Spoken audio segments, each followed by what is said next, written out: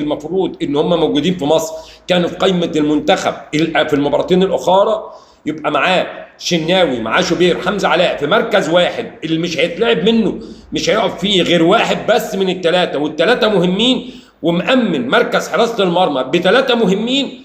وتيجي اداره النادي الاهلي على مركز المهاجم اللي ممكن تبقى محتاج فيه واحد واثنين في مباريات انت مغلوب فيها او محتاج الفوز، فبتزود المهاجمين على امل تحرز اهداف، ويبقى ما عندكش غير مهاجم واحد. يعني الاهلي بيلعب قصاد فرقه قويه في الانتركونتيننتال، بيلعب قصاد النادي العين، طب محتاج الوقت،